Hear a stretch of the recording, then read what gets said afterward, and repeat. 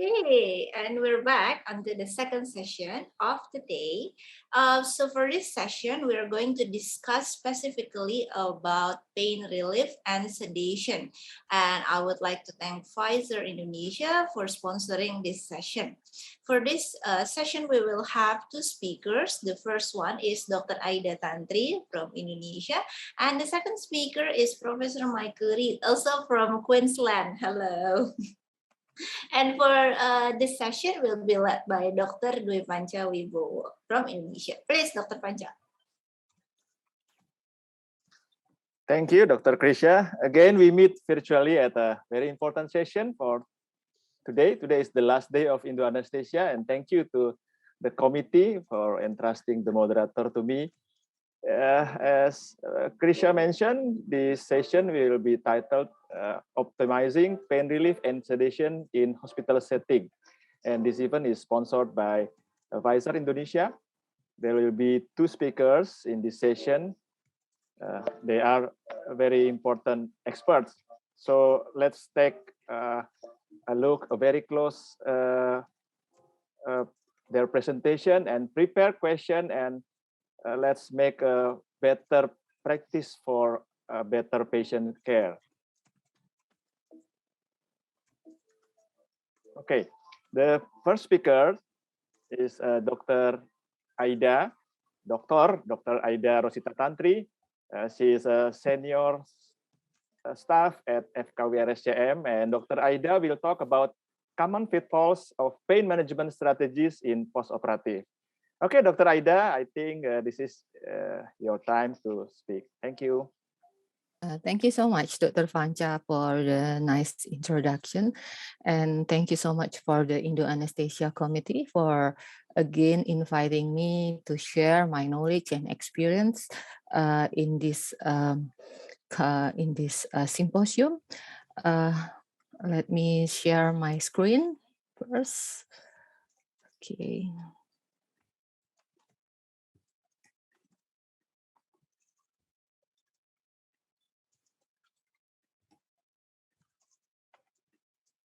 Okay. Okay. So my title today is about the common pitfalls of post-operative pain management strategies. Of course, we are focusing on non-steroid anti-inflammation drug because the session also sponsored by Pfizer and by its product Dynastat. Okay, nowadays we see that there is so many improvement in pain management. We have many guidelines. We have Prospect, we have ERAS guidelines, we have a new ASRA and ESRA joint committee guidelines for multimodal analgesia, and more guidelines that will be coming in the future. And we see also many drugs that have been introduced to us. There are old drugs that become resuscitate, and then we use it again, like clonidine, or maybe a new drug that will be introduced soon. We see that there is a new analgetic and a new long-acting local anesthetic and liposomal that will be introduced again in the future. And then there is a new blocks, and also in the surgery field we see that there is a minimal invasive technique has been introduced also. But what becoming more problem for us still, that our patients still experience pain, and this is an old data, but I think it is still we can still use it nowadays, that more than 70% of our post-operative pain patients still suffer for moderate to severe pain, especially during movement. So what is our pitfalls as an anesthesiologist? But I myself did not think that it is because we as an anesthesiologist did not do our job well, but because there are several things that we must more pay attention to. We all have do our job good, but there are many pitfalls in the management or maybe in the patient center management, or maybe us as an anesthesiology, especially when we prescribing non-steroid anti-inflammation drug. So how about the management? So the management, we must admit that there is a deficiency in our way in the assessment of pain. We often omitting surveying pain of movement. Usually we ask patient when he is in the resting position and ask him, did he or did she suffer from pain, in what degree, but we don't ask him or her to move, to sit down and ask him the pain score when he or she move. So that is our first pitfalls. And then the second one is we usually did not assess pain without referring to its dynamic process. I will explain it to you later. And then we do not use the validated tools for measuring the pain. So there is a deficiency in the pain assessment for us. So what is our pitfalls in measuring pain intensity?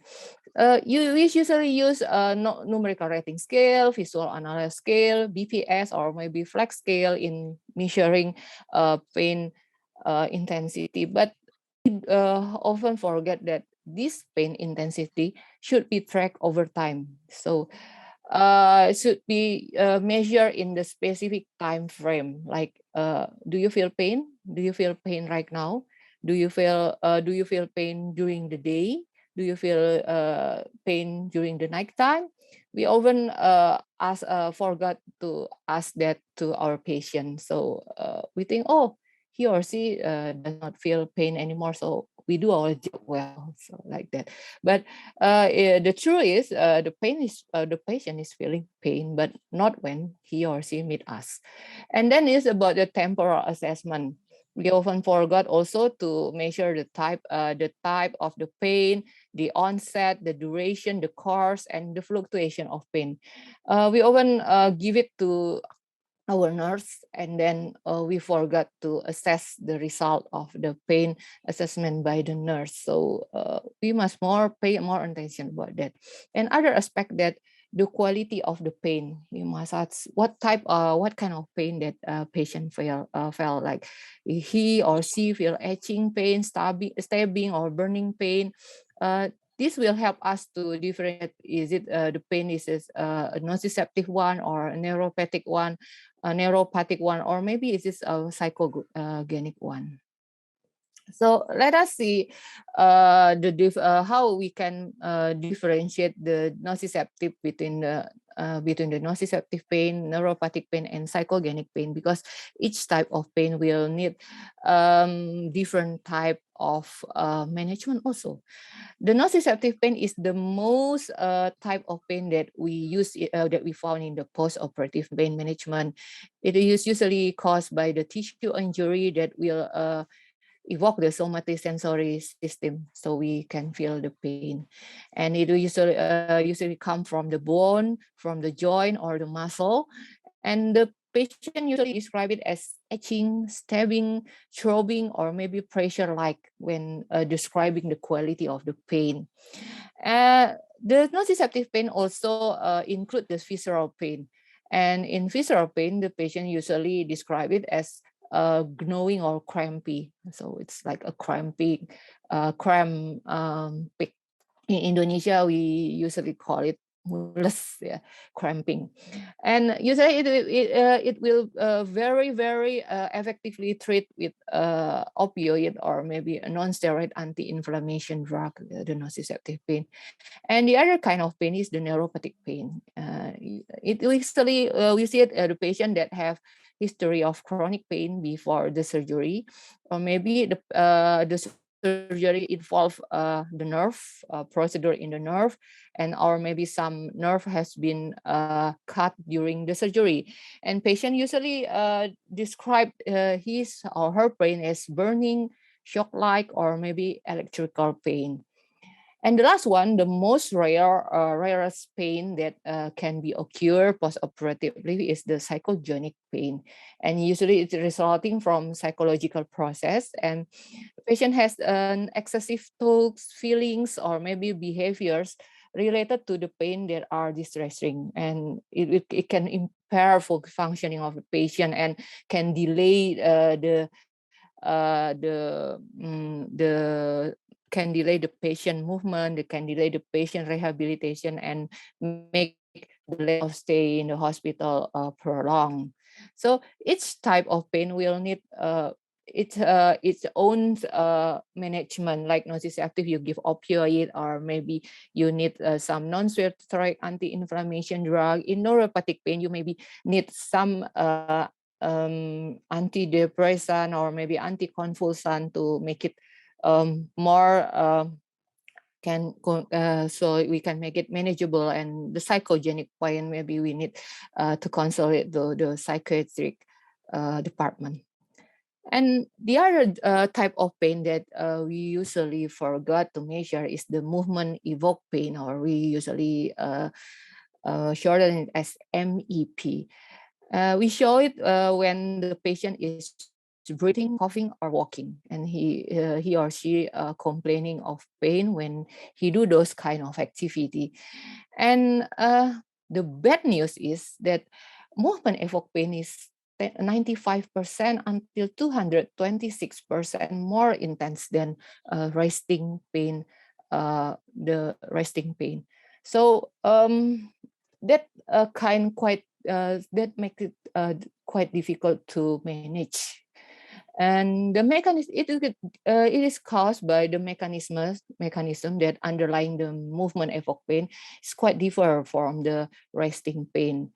And the movement evoked pain also respond differently to analgesic treatment than the resting pain. It is quite difficult to be managed. And this is related to the post-operative atelectasis, because patient afraid to move and reduce the blood flow and reduce the risk of the thromboembolism. This one is this is related to thromboembolism and other abnormal physical function that we usually say that is a complication of the post-operative pain. And because movement evoked pain is more severe and more hard to manage, we need a potent analgesic to manage it.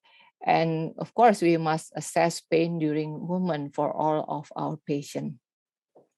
This is a laboratory examination that tried to show us and published in Journal of Pain last year, January last year, that show us that how movement can related to the pain that patient feel. In the bottom, we can see that when the patient move, this one is with the animal laboratory performed in animal, the degree of pain or in this research was measured by the trigger, by the rate of triggering of the nerve is increasing significantly compared than the one that without movement. And it diminishes by giving pancuronium, which will relax the pain. So pain and muscle movement is integrated. And so, but in the post-operative pain management, we can we want the patient to rehabilitate sooner. So we can omit that the patient should omitted patient to a movement and ask patient to stay still, but we must encourage patient to move. So again, we need a more potent analgesic to manage pain, post-operative pain management in that setting.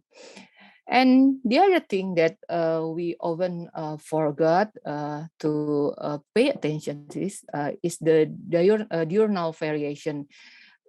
What time that the patient feel pain the most. And we see that in the morning, patient feel pain the most. So if we want to make our post-pain management more effectively, we must pay more attention to give the analgesic earlier like 6 a.m. or maybe 7 a.m. before the patient start his or her activity, because at that time at around 8 a.m. it's the peak of pain, that post-operative pain that patient feel. Other factors that we as an anesthesiologist forget to pay attention to is the sleep deprivation. And the patient that has a lack of sleep usually increase the experience and intensity of pain. And it also interfere, deprivation also interfere the opioid and serotonin mechanism of action. It can becoming quite less effective in patient with sleep deprivation. And sleep deprivation also amplify pain reactivity within the primary cortex. And blunt pain reactivity decision in the striatum and insula, and it will also lead to central central sensitization. Okay, this is one research also that published in Journal of Pain, also Journal of Neuroscience in 2019. It's quite new also, that this is the pain of sleep,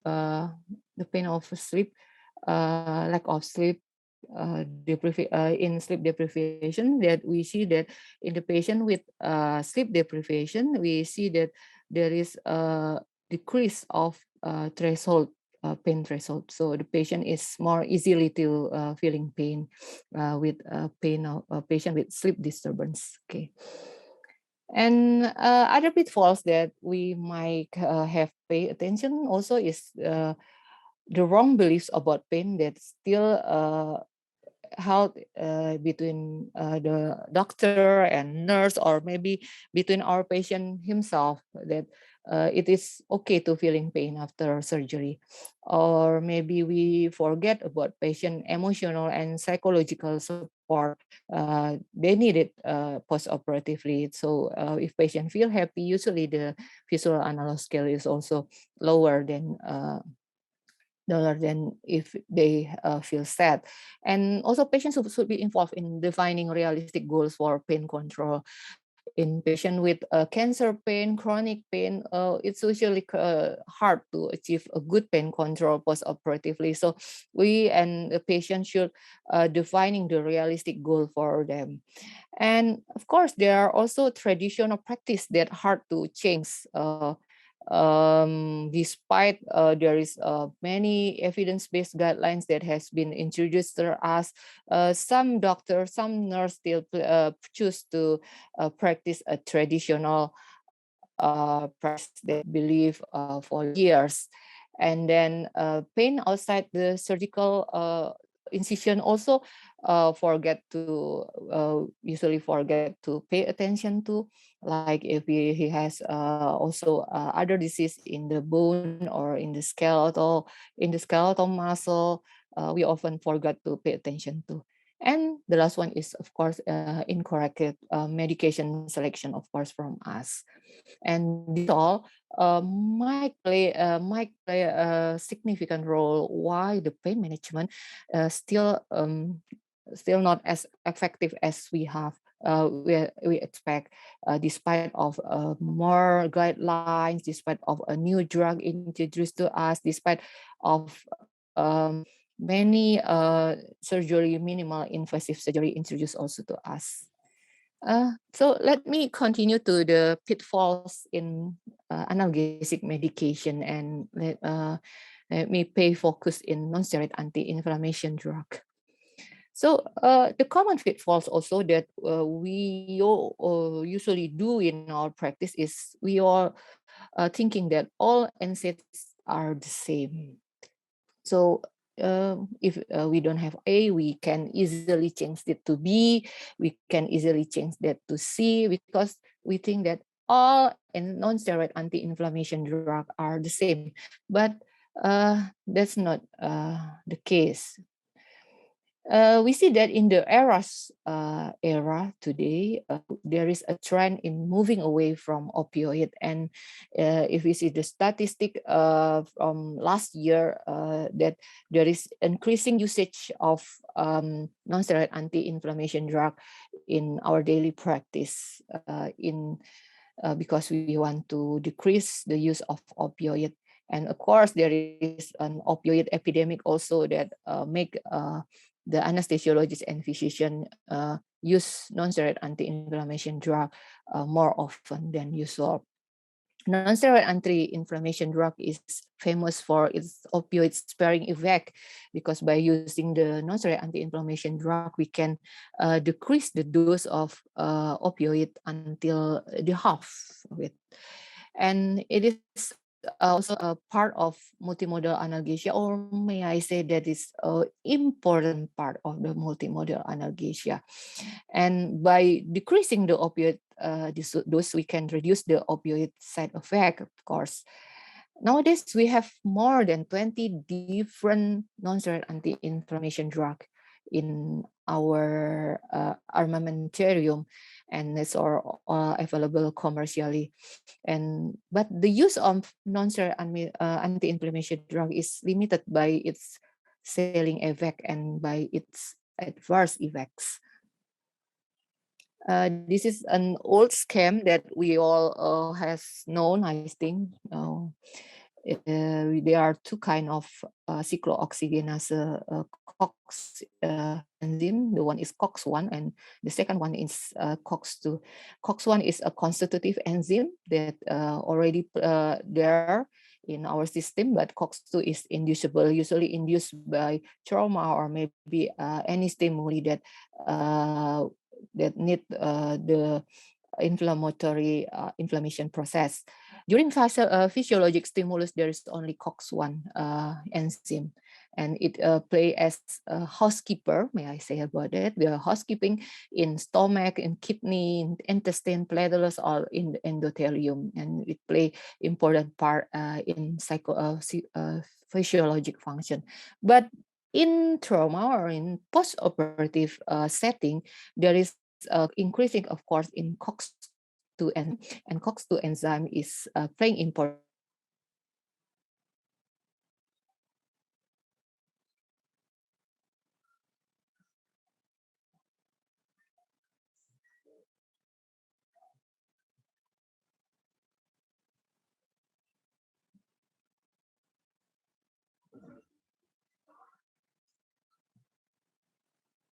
Stop, Dr. Aida. Aida? Sinyal mungkin ya. Ya kayaknya keputus.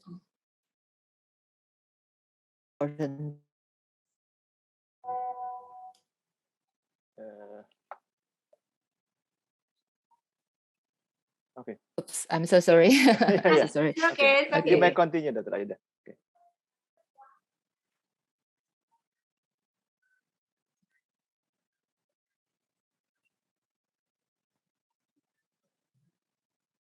Okay, can I can you hear me clearly? Yes, Dr. Panca? yes. I'm so sorry. No problem. Okay, so let me so if you see that the COX-1 is a constitutive enzyme and the COX-2 is inducible in the inflammatory process, and in pain process post-operatively, the COX-1 and COX-2 will play an important part, especially the COX-2, because it was inducible in the inflammatory process. The COX-2 will play in the AP receptor and then will block the will open the sodium channel and of course the calcium channel and block the potassium channel, and it will be make the transmission of pain is more easily done when they are in excessive amounts. And then in the central, the non-steroid anti-inflammation drug also play an important role by in the presynaptic by enhancing the release of glutamate, and then in the postoperative we also play an important part in enhancing the pain stimulus. So by inhibiting especially the COX-2 enzyme, we hopefully can decrease the pain score. So this is how the COX-2 will be blocked. The COX-2 NSAID will be blocked, the one that play important part in pain, inflammation, and fever, but the traditional non-steroid anti-inflammation drug will block both of these. And the bad part of the traditional non-steroid anti-inflammation drug, by blocking the COX-1 enzyme, it means that it will withhold the housekeeping process that usually performed by the COX-1, and it will be have a side effect in the gastroduodenal system, like patient will feel pain in the stomach, or maybe suffer from ulcer, or maybe other side effect in the gastrointestinal system. So we see that all NSAID are not the same. So you must choose the better one for our patient. We have agreed before that we need a potent non-steroid anti-inflammation drug for our post-operative pain management, because we need to depress the movement evoked pains. We need to depress the diurnal variation of pain. We must depress the pain that caused by sleep deprivation in patient, and of course that by that we cannot use the the not potent analgesic. We need a potent analgesic for that. And let me introduce pericoxib. Pericoxib we have known for a long time. It is an injectable parenteral prodrug of valdecoxib. It will rapidly change to valdecoxib in our systemic system, and it approved in over 80 countries nowadays, especially in Europe and here in Indonesia. And it is a modality in treatment of acute pain, which can reduce post-operative opioid requirement. This is the graphs that see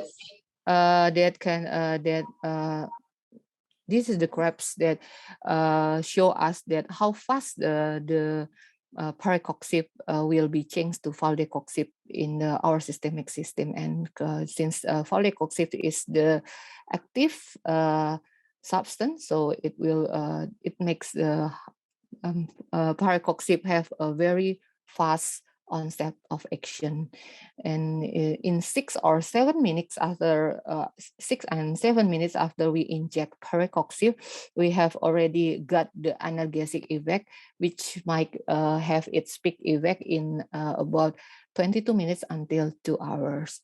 But of course, like other drugs, the dose daily should not be exceed certain dose. For in these circumstances, pericoxib should not be exceed 80 milligrams per day. This one that I have explained before, that pericoxib have fast onset with peak effect within 2 hours of duration. And as an anesthesiologist, we love a drug that have a fast onset. Because if we give it and in 7 or 8 minutes, the patient will starting feeling that the pain is decreasing, and so the profile of pericoxib will be very, very tempting for us. And the other kind of profile of pericoxib is pericoxib has longer mean time to medication.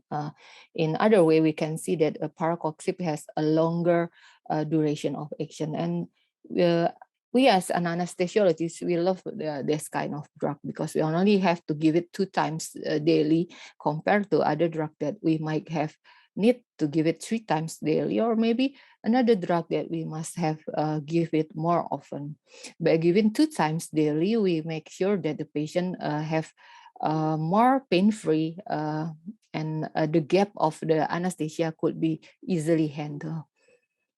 And this is the number needed of treat of pericoxib And we see that the pericoxib 40 milligram IV is a highest number needed to treat 3.8. That's a good number of the, although it cannot down to 1 or 2, but 3.8 is quite a good number needed to treat, and it's comparable with ketorolac.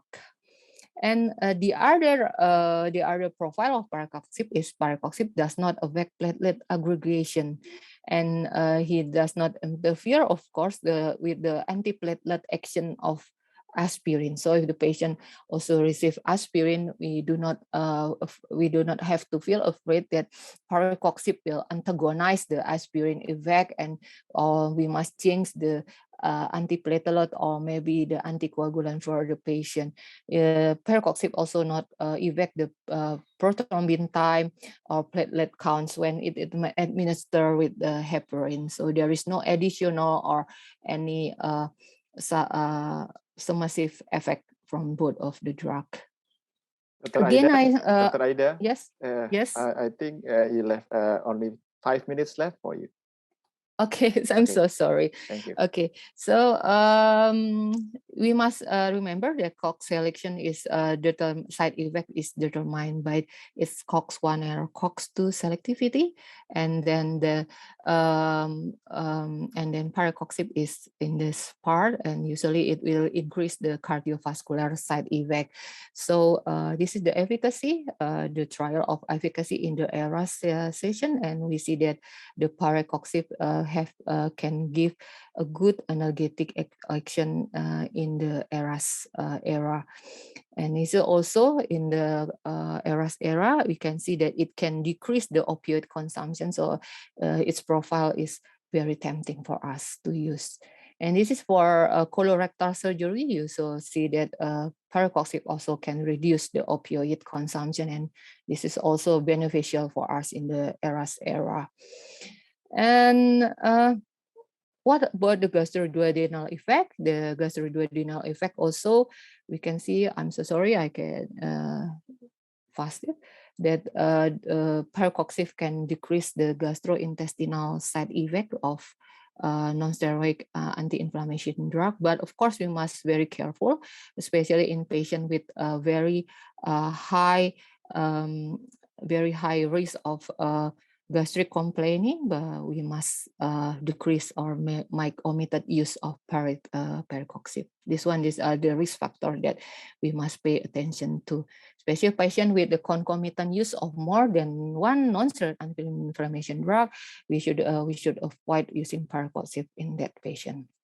And the cardiovascular effect, like I said before, we must reduce the use of coxib, pericoxib especially, because it can increase the cardiovascular disease post-operatively. But of course, we need more research about it, because the research is very limited nowadays for the cardiovascular effect of pericoxib, and it depends on the duration and the dose we use. So if we use once or maybe in very short term, of course the side effects it's limited. And platelet function, pericoxib has little to no inhibitory effect upon platelet function. So as the conclusion, through pain assessment, we need it, and the validated post-operative pain scale should be performed to achieve a good post-operative pain management. And then a movement evoked pain and sleep disturbance play a significant role in post-operative pain. And multimodal analgesia is cornerstone of post-operative pain, and pericoxib is a potent non-steroidal anti-inflammation drug with opioid-sparing effect. And I think we should add pericoxib in on armamentarium as anesthesiologists, because it has a good potent analgesic effect and with low risk of gastrointestinal duodenal adverse effect. I think that's all for me, Dr. Panca. I'm so sorry because of the technical problem that happens before. Thank you so much.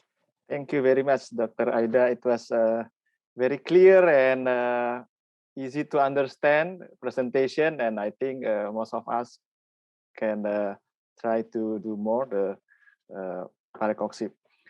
Now, let's go to, before it, Dr. Aida, there are several questions in the Q&A and you can answer them, and some of them maybe you can answer live after that. But we will move to the second speaker. Second speaker is Professor Michael Reid, one of the great experts from Brisbane, Australia. He has written extensively and play a role in field of emergency, anesthesia, and critical care. Professor Reid is the head of the Main Academic of Critical Care in Queensland University, Australia, and today he will talk about humanization in ICU, sedation roles, and how to improve early recovery. Professor Reid, it's your time, please. Very good. Thank you very much, Dr. Panjo, and also to Dr. Aida. That was a terrific introduction to the subject of pain management perioperatively, which of course is a large part of the global management of a post-operative patient. Sedatives, of course, are one part of that, and that's the topic of this talk. But as you'll see, the interrelationship of sedation and analgesia, and for that matter, delirium control and sleep management are very much the four components of the management of the patient that we look after in the intensive care unit. So I'm both an anesthesiologist and an intensive care physician. And in this talk, I'm going to concentrate on both of those specialties, recognizing that I'm speaking to primarily, I think, an audience of anesthesiologists, but by recognizing too that I've been asked to talk specifically about the intensive care unit. Essentially, we're going to have two talks in one. One around the intraoperative management of patients that influences their post-operative course, and then secondly, the sort of medications and medication strategies that we use in the ICU. So it's relevant to start with to declare some conflicts of interest. I'm grateful to Hospira, which became Pfizer, for their support of our two trial programs related to perioperative sedation. One, my Dahlia study that was published a few years ago, looking at dexmedetomidine as a treatment for late-stage agitated delirium in the ICU. And then more recently, the SPICE series of randomized control trials, which are ongoing. You'll hear me talk at some length about dexmedetomidine during this talk. I do believe dexmedetomidine has a role in these patients, but as you'll see, there are some trials that are, I guess, pro and some that are less supportive of dexmedetomidine. I'm going to present both of those sets of trials in an attempt to provide an unbalanced view of why I think what I think. So the key messages, as I say, are going to be split between intra and post-operative care. And in particular, I'm going to highlight this notion of the ICU cognitive triad that demonstrates the relationship between sedation, analgesia, and delirium control. And indeed, when we wrote this in the New England Journal of Medicine a few years ago, we characterized this as a triad, but now probably we would add sleep to that. So perhaps we would call this the ICU cognitive square if we were to write that paper now. I draw your attention to the most recent Society of Critical Care Medicine guidelines, known as the PADIS guidelines, which are now maybe a little old, published in 2018, just updated for pediatrics this year, but still these are the current ones for adults. They came up with 37 recommendations. Interestingly, a bit of an error in the main paper. They say 3 strong recommendations and 34 conditional. In fact, there were 2 strong recommendations in these guidelines. And these are the 2. One, to talk about how to manage neuropathic pain. And you've heard a little from Dr. Aida about the management of neuropathic pain. So I'm not going to go into that in a lot of detail. It essentially says if a patient has neuropathic pain, they should be treated specifically with medications that target that. And then secondly, it's a strong recommendation not to use inhaled volatile anesthetic agents, but specifically not to use them for procedural pain management in critically ill patients in the ICU. It does not say do not, of course, use inhaled volatile anesthetic agents intraoperatively. In fact, we're going to talk about that specifically, how the intraoperative management of the patient might influence their postoperative course. It's silent, in fact. These guidelines are silent on the intraoperative management of patients. So let's turn first then to intraoperative care. And maybe the first point to talk about is regional anaesthesia. Much is written in the literature about the benefits of regional anaesthesia. And here is not the place to go into that in a lot of detail. I could probably spend the entire talk talking about the benefits, or maybe in some cases lack of demonstrated benefit in trials of regional anaesthesia on respiratory function, on immune function, on the patient's own perception of pain, all of which are definitely important and which vary according to the type of surgery. But I thought this was an interesting paper because it looks specifically at delirium outcomes, at cognitive outcomes in patients who are at high risk of developing postoperative cognitive dysfunction of delirium, people who are having, elderly patients having hip fracture surgery. And this is a meta-analysis. And as you can see in the graph there, and I've highlighted those studies which are randomized controlled trials and prospective observational studies, you can see that although some of these studies show a trend towards a significant benefit, towards a risk ratio of greater than 1, none of them are at all convincing. And the summary of this paper, which I've highlighted there, is that essentially the evidence base is lacking for regional anaesthesia being something that can positively influence postoperative delirium. So that's interesting. Other things, which I'll show you, seem much more promising. There are other reasons to use regional anaesthesia, but to reduce postoperative delirium would seem to be not one of them. Another debate, which seems to continuously rage, is whether to use total intravenous anaesthesia, most typically with propofol, either target directed or weight-based, versus inhaled general anaesthesia, that should say. And in cardiac surgery, there have been a number of studies, and this is one of 2 that I'll show you, that show improved cognitive outcomes with volatile anaesthesia compared to TIVA.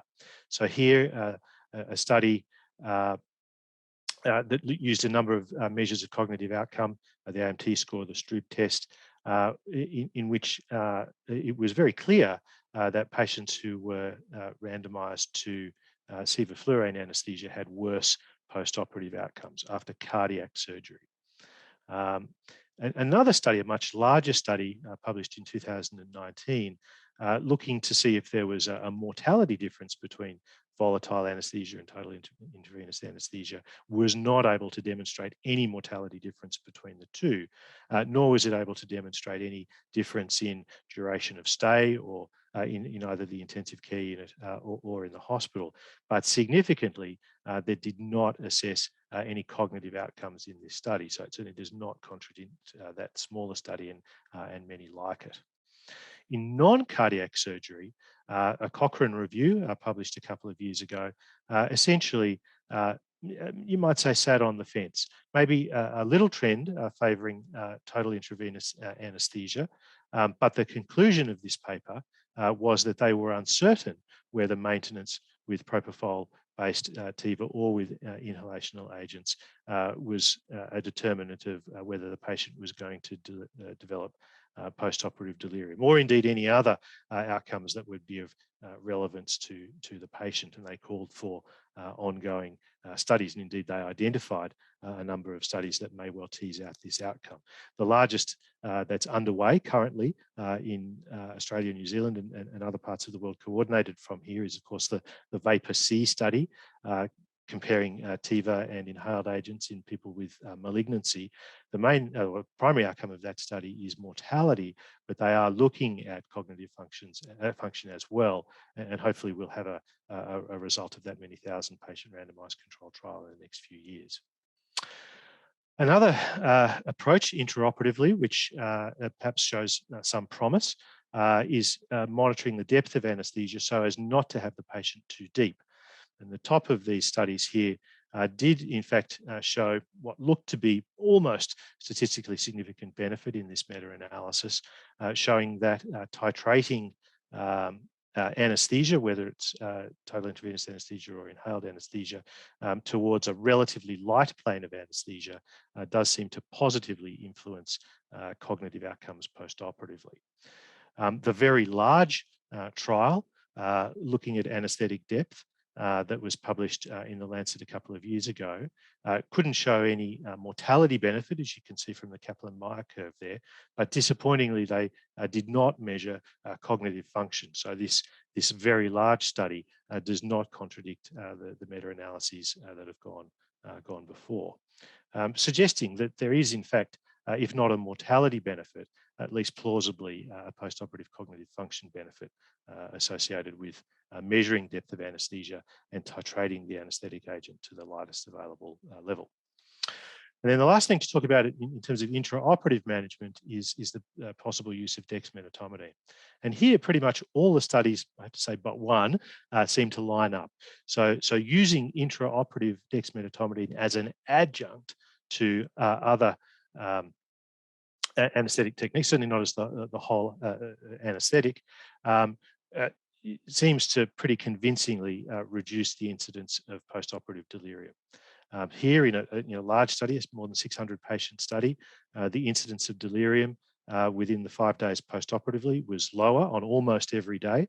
And if you look at it in that entire period, halved the risk of delirium in these elderly patients having non-cardiac surgery.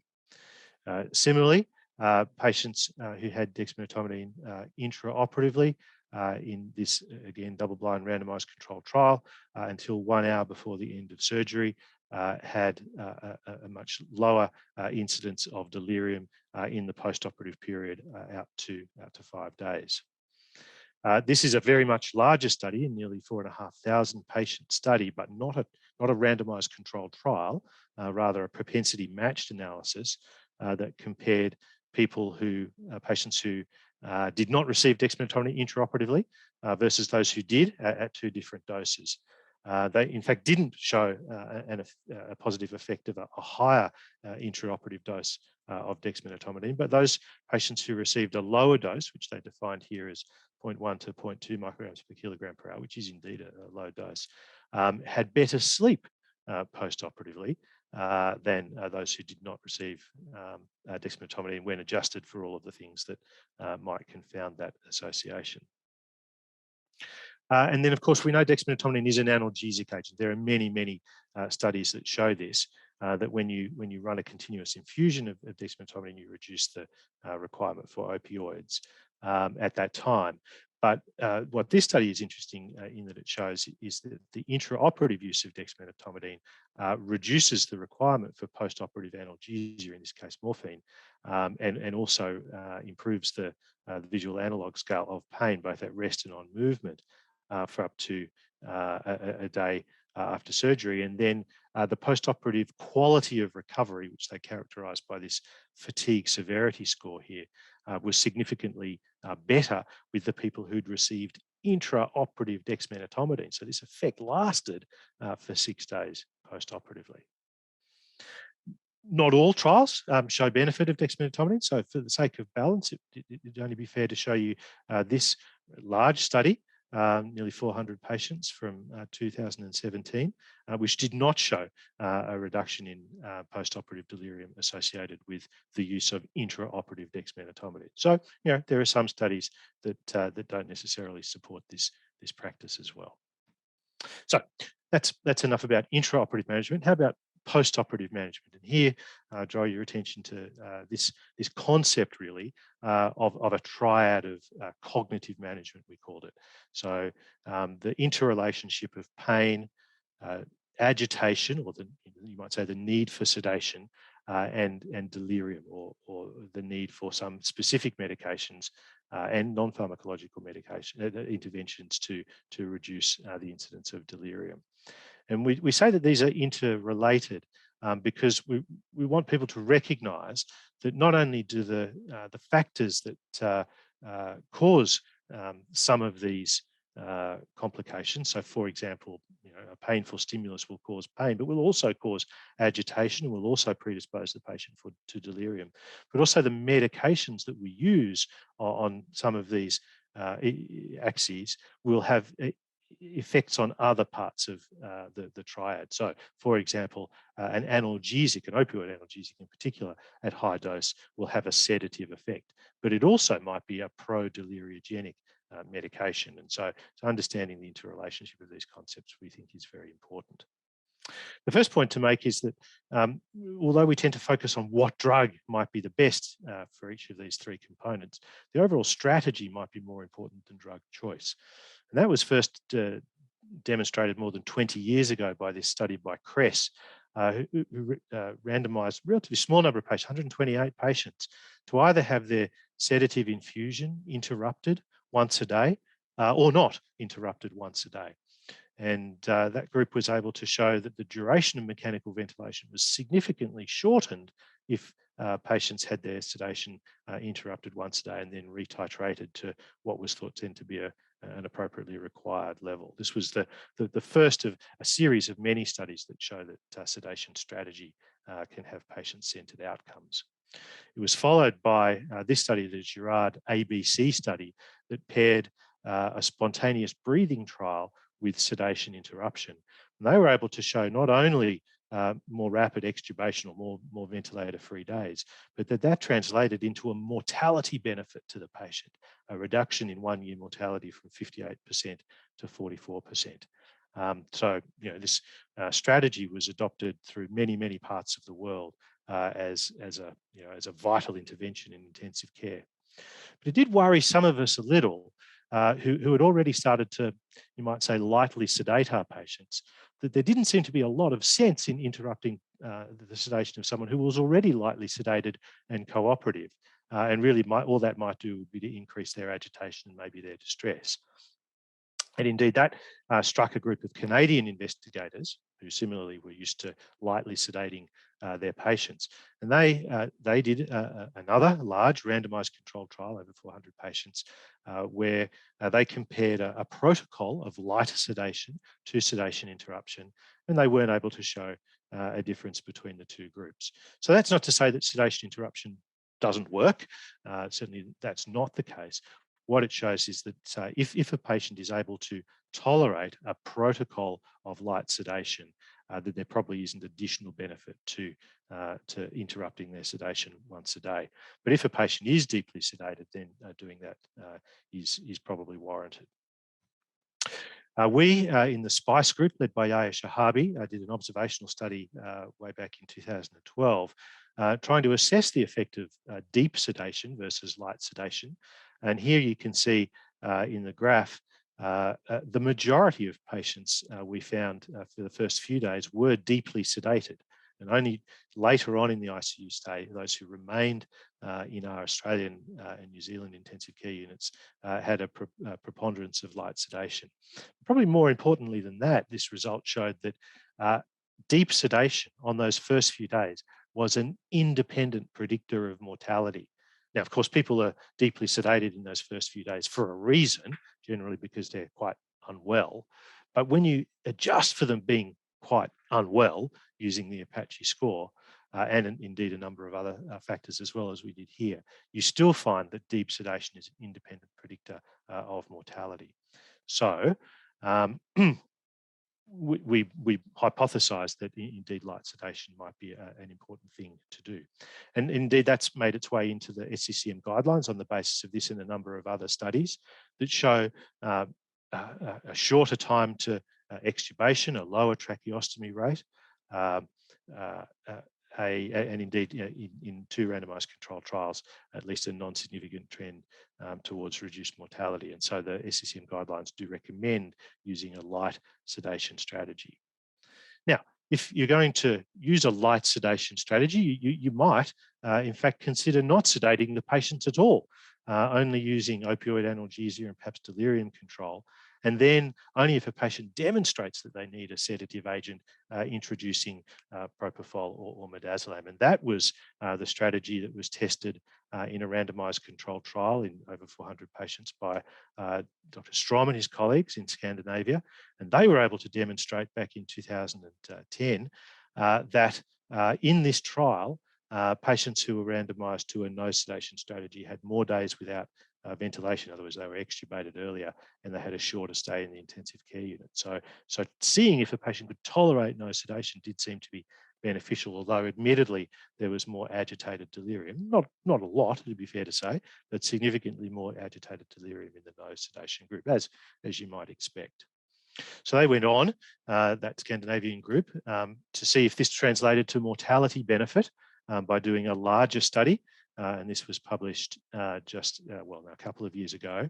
And regrettably, that seemed not to be the case. There did seem to be you might say, a trend towards improved mortality, as you can see in the Kaplan-Meier graph there, associated with, well, if anything, the sedation group, but that wasn't a significant difference. And indeed, the previously observed differences in ventilator-free days and length of ICU stay was also not observed in this study, probably because the no sedation and the sedation group practice in the intervening 10 years had become much closer, and essentially wasn't possible to replicate the conditions that had existed prior to 2010. So you might say a disappointing study, but one that doesn't change, I think, our views that light sedation at the very least is something that we should attempt to do.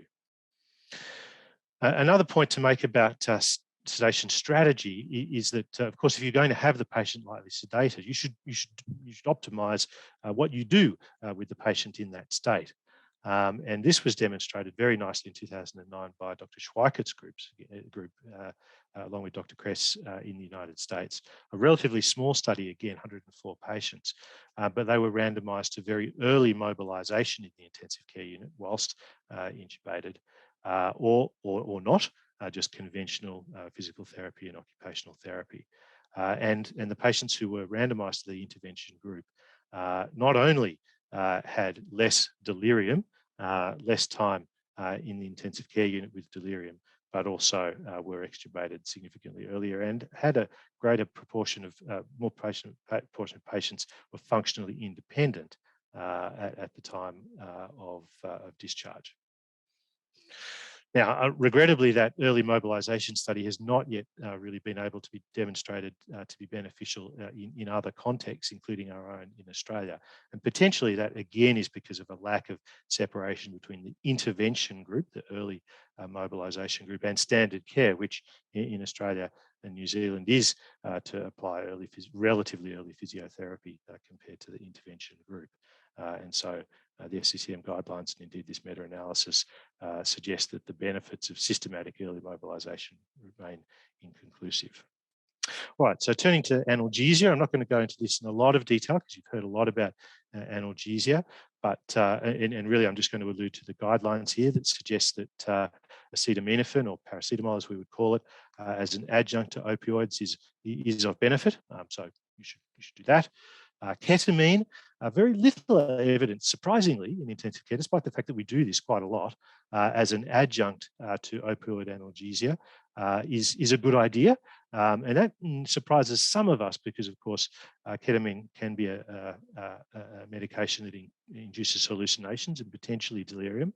But actually, the evidence for that in critical care patients is very minimal when we use it at a very low rate, sort of 5 milligrams an hour, that sort of thing. And it does, at that sort of rate, significantly reduce opioid consumption, potentially reduces the complications of opioids. Putting all of this together in a multimodal package, along with non-steroidals, as you've heard, is a very strong recommendation of the SCCM, and including along with that neuropathic medication as well, as you've heard from Dr. Ada.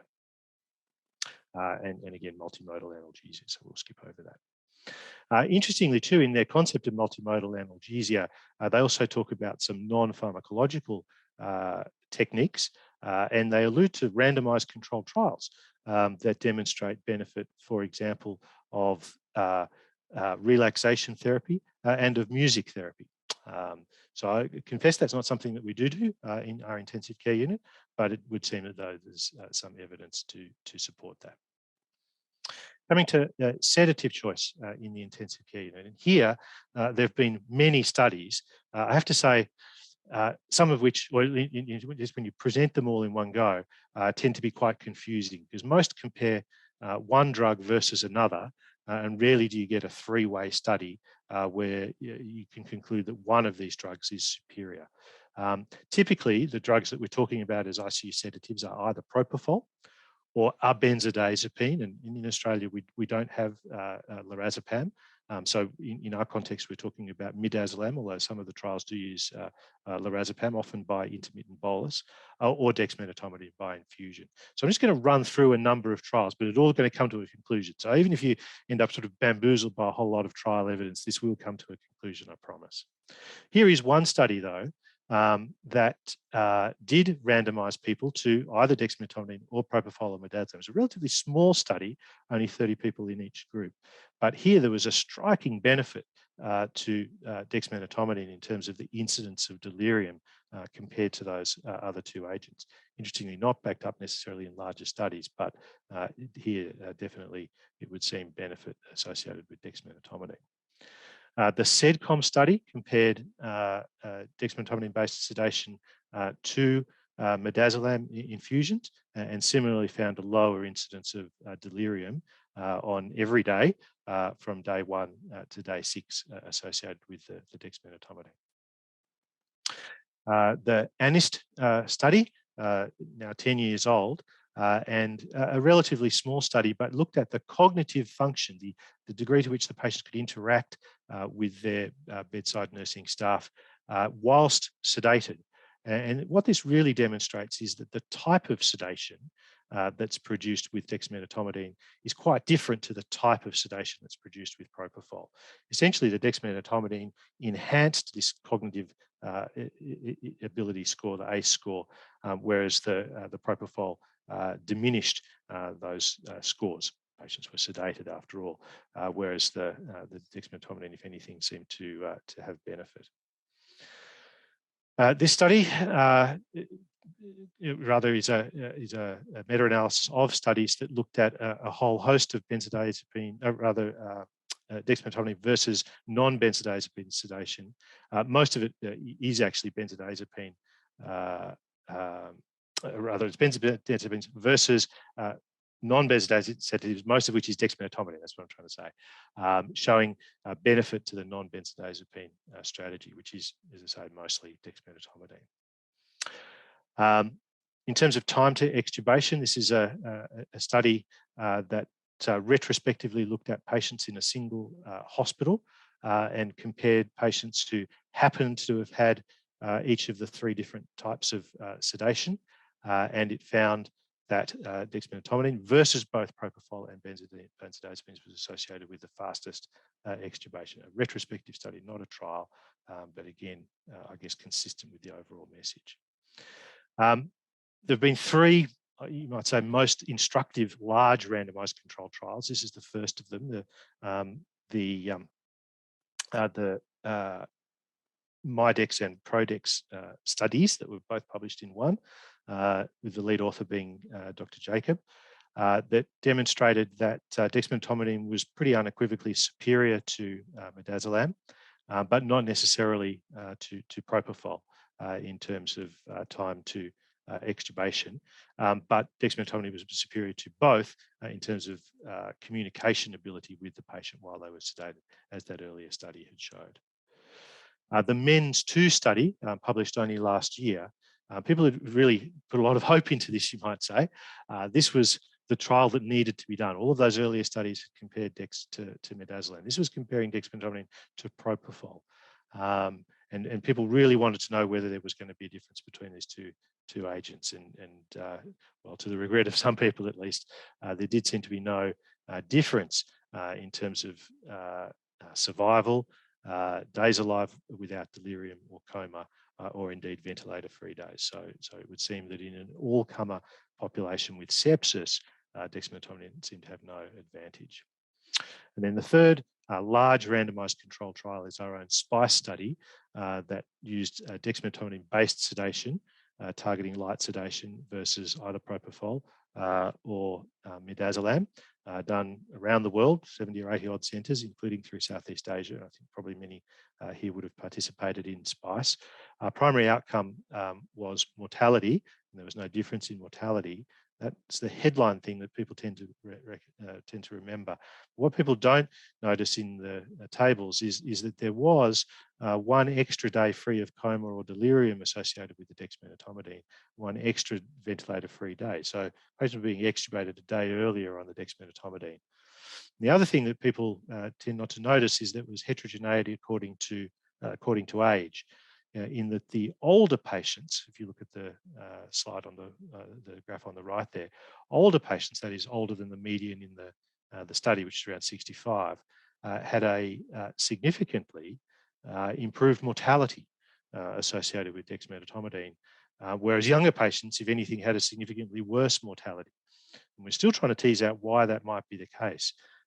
It might be, or I can't tell you that it is yet, but it might be because of the difference in dose of dexmedetomidine that was used in those 2 age groups. We're going on to explore this effect in the older age group with the SPICE-4 study, which we're calling Old Spice, and that's, well, in fact, it's just commenced enrolling in Australia. We've rolled out around the world, but Australia has been the first sites just in the last few weeks. So if you put all of that together, the first question is, why are we still using benzodiazepines? Well, people sometimes argue, well, they're cheaper. Certainly in an Australian context, that's not the case anymore. They're not cheaper than propofol. I could show you some evidence that shows that, in fact, they're not necessarily cardiovascularly more stable than dexmedetomidine or propofol. That seems not to be the case. And sometimes people will argue, well, look, if the patient's going to be intubated, we think for a week because they're very sick, well, it doesn't really matter. And again, I could show you studies that show that even in such patients, a patient randomized to midazolam will spend longer on the ventilator than otherwise. So does that mean that we should never use benzodiazepines? Well, I do not think that's the case. I think there are some specific indications for either midazolam or lorazepam in other countries, and those are the ones that I've listed there. The guidelines, those SCCM guidelines, essentially kind of summarize all of the sort of studies that I've presented to you and more, and say that at the moment there's not much to choose between propofol and dexmedetomidine for most patients, but that really they should both be preferred over benzodiazepines. Then lastly, and I haven't got much time, but to talk about delirium control. And the first part of delirium control, of course, is to use non-pharmacological things, noise reduction, help the patient sleep, essentially good medical care. To reflect on the sort of medications that people use for delirium control, it's probably correct, I think, for hypoactive delirium. And in fact, I've highlighted these the wrong way around. I should check this a little bit more carefully. Most people use no medication for hypoactive delirium. That's probably right. But for hyperactive delirium, there's a bit of a split between a typical antipsychotic, haloperidol, and a second generation antipsychotic, such as quetiapine, olanzapine, or risperidone. And we tend to think that those second generation antipsychotics, atypical antipsychotics, are all the same. And in fact, they're not. Their receptor occupancy is really quite markedly different. Haloperidol is mainly a dopaminergic agent, but of the atypical antipsychotics, they really do things quite differently. Quetiapine, for example, has a profound antihistaminergic effect, and that is responsible, we think, for it being a particularly sedating antipsychotic. So someone with an agitated delirium, you would think, would respond particularly well to quetiapine. Whereas ziprasidone, risperidone, maybe if you were to use a drug for someone with a hypoactive delirium, which might or might not be the right thing, maybe they would be the better drugs. So in terms of treatment, we don't have a lot to guide us. There's this one very small randomized controlled trial that showed benefit of regular quetiapine versus placebo in terms of the resolution of delirium. This is the Devlin study, a small study. The real characteristic of this study was that of the 36 patients randomized, those who got quetiapine got it regularly, but both patient groups got haloperidol PRN. And given that we know that most people, at least with an agitated delirium, are treated with haloperidol, probably what this study was doing was compare regular quetiapine to PRN haloperidol. So it's probably not necessarily a true placebo-controlled trial, but rather one of regular versus PRN dosing, demonstrating benefit of the regular dosing. This study then came along, the haloperidol versus ziprasidone versus placebo study, where people were treated with regular doses if indeed they were delirious, and that was not able to show benefit of either drug compared to placebo. So a disappointing study. The only other randomized controlled trial to show benefit of any drug therapy for delirium, agitated delirium, is our own Dahlia study, in which people with agitated delirium towards the end of their ICU stay were randomized to either dexmedetomidine or placebo, and those who received dexmedetomidine were extubated essentially a day earlier than those in the placebo group. In terms of other non-pharmacological interventions, prioritizing sleep, in particular, for example, using earbuds to reduce noise, does indeed seem to be effective, as indeed does using dexmedetomidine as a prophylactic agent, so in people who do not have delirium, to reduce the incidence of delirium and to facilitate sleep, does seem to be effective. In terms of using antipsychotic medications, there's some little trials that show benefit, some little trials that don't show benefit. The guidelines really say that that's probably not the thing to do. And then lastly, sleep. There's some evidence that the guidelines talk about saying that the mode of ventilation can be of assistance. Confess we don't do this if people are on pressure support. We sometimes rest them. We don't use assist control in Australia. We use SIMV. We sometimes rest them on SIMV overnight. But typically, if someone's breathing well on pressure support, we'll tend to leave them on that pressure support. A global overall protocol, a multi-component protocol to facilitate sleep, we do think is of benefit, kind of wrapping up all of these things that we've talked about. And then lastly, just using dexmedetomidine as a sleep promoting agent. I've alluded to one of those trials here, but here's a trial specifically looking at sleep architecture, where they use polysomnography and EEG recording, demonstrating that dexmedetomidine could indeed be of benefit. So this is my last real summary slide. Putting all of this together, if you wanted a kind of teaching package, I felt the obligation to go into a little bit more detail than the SCCM summary slides, but if you wanted a teaching package for your ICU, the A to F bundle that the SCCM has produced is largely a summary of what I've put together, maybe with a little bit less emphasis on some of the papers, but you know, a nice package to present to clinical staff on each of the things that we've talked about: pain management, the use of spontaneous breathing trials, the combination of analgesia and sedation being one that is intrinsically linked, the need to treat delirium, the evidence for early mobility, and then F, something that we have not touched on in this lecture, but one that's definitely important, the necessity to bring the family into the equation. So that puts everything I've said together, and I guess we've left some time for some questions, so I look forward to hearing those. Thanks very much. Yeah, thank you, Professor Reed, for the presentation, and we will have a couple minutes to discuss, and some of the questions already answered by Dr. Aida, and there are questions for you also, Professor Reed, on the Q&A column.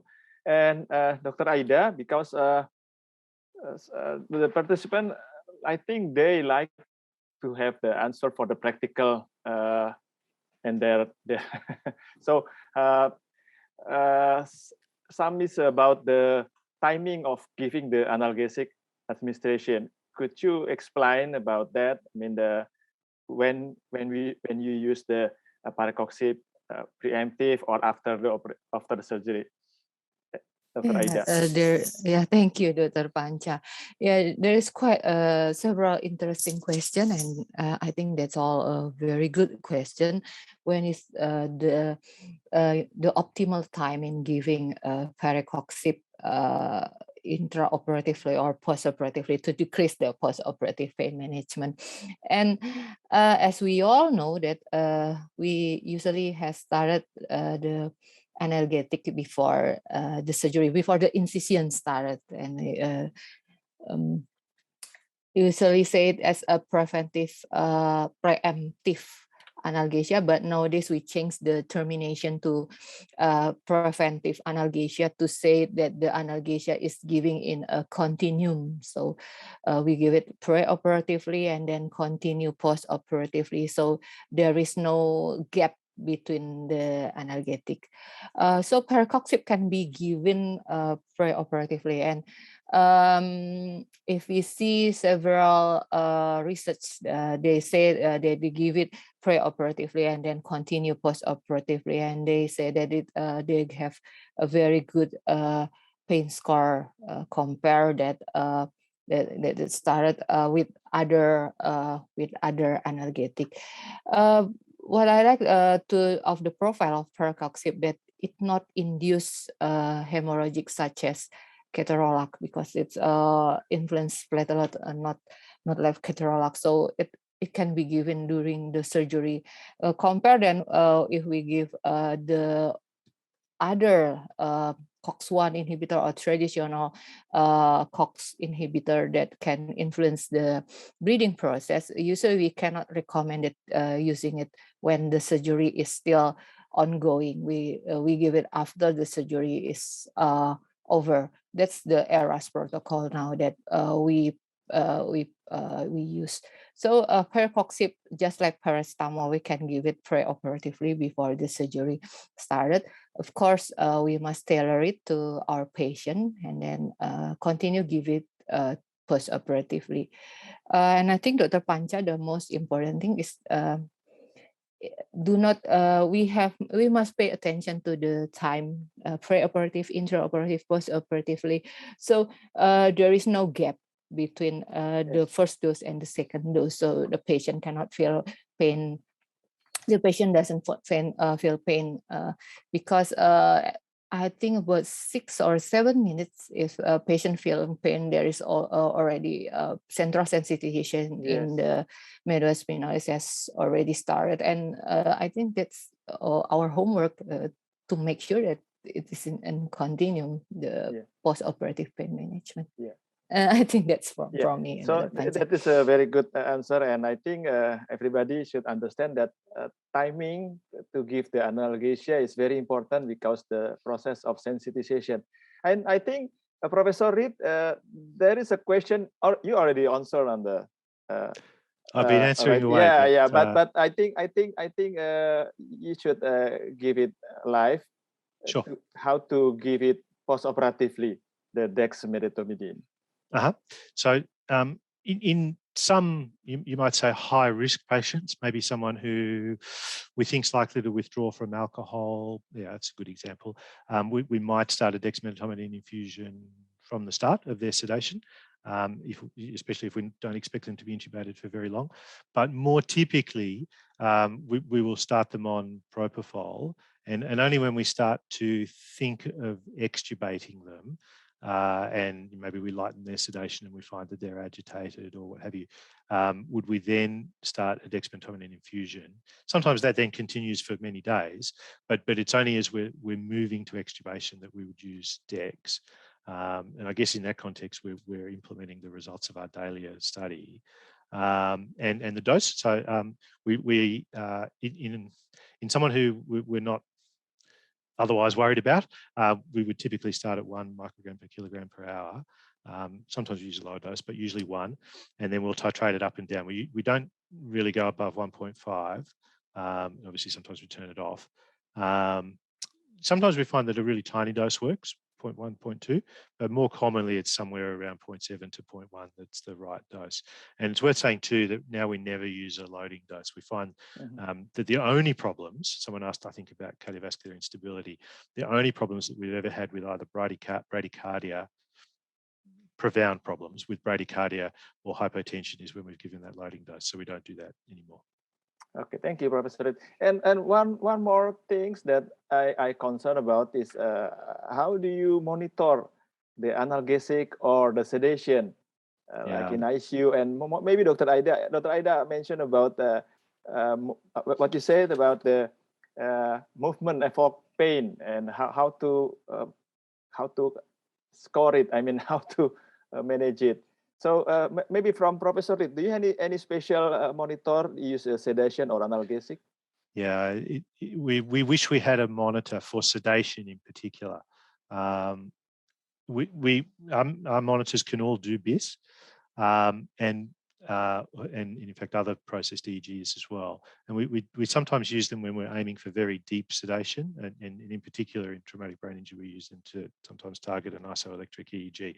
But that is a tiny minority of patients. What we find is when we're targeting light sedation, and the patient isn't neuromuscularly relaxed, they're very unreliable. They give almost random numbers.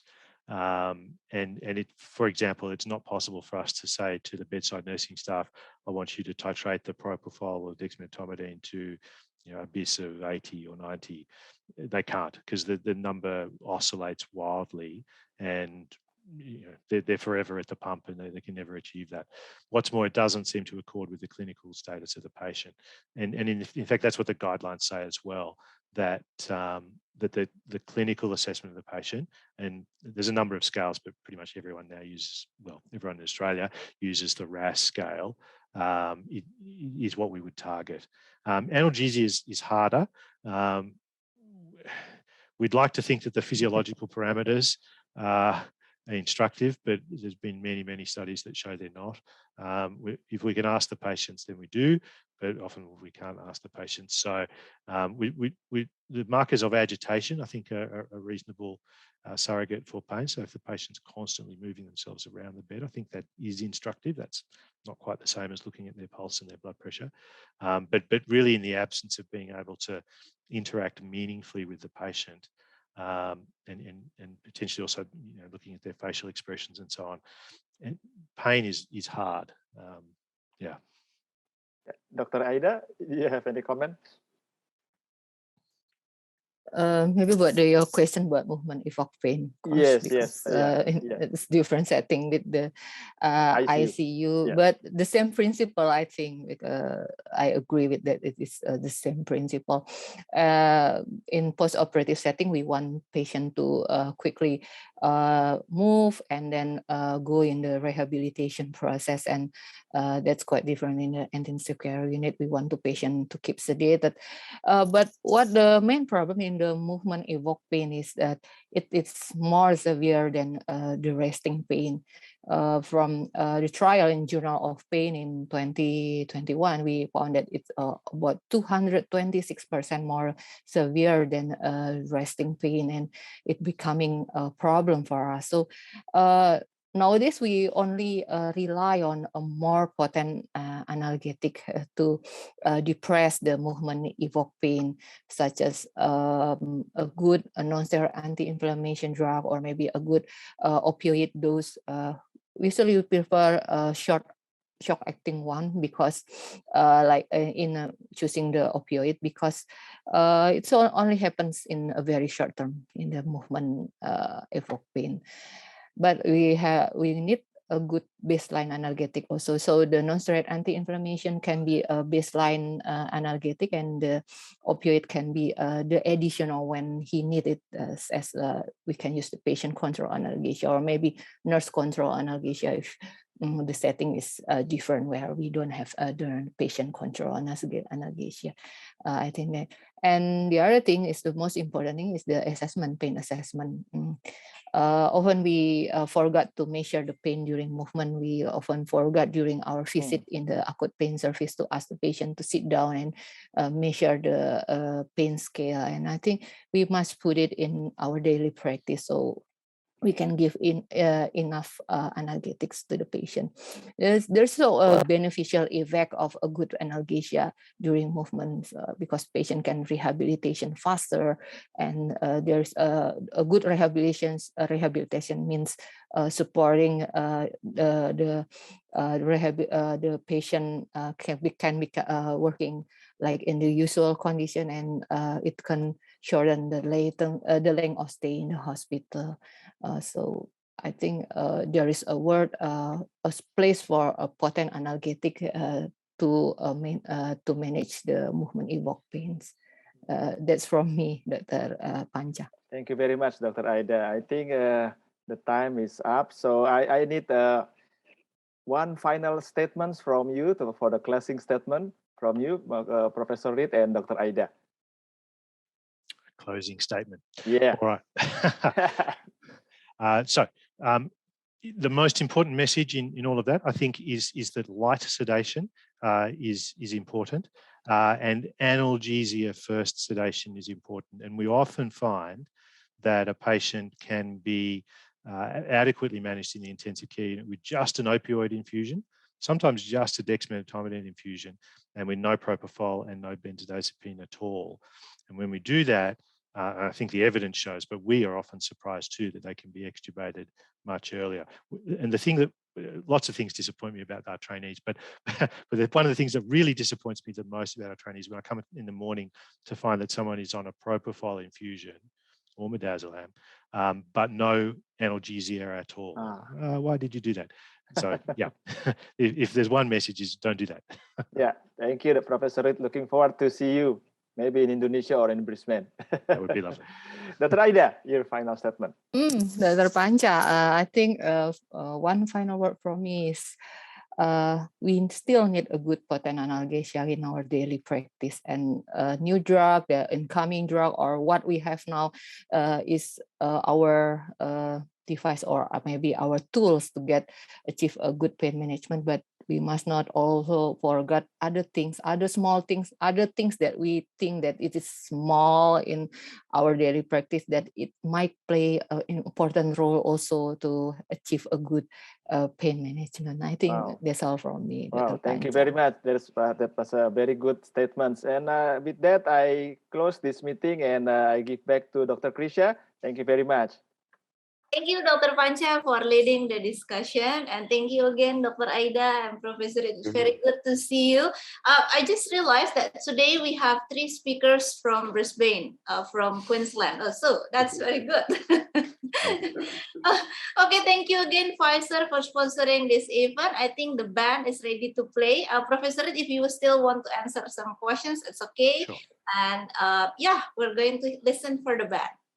Thank you. Thank you.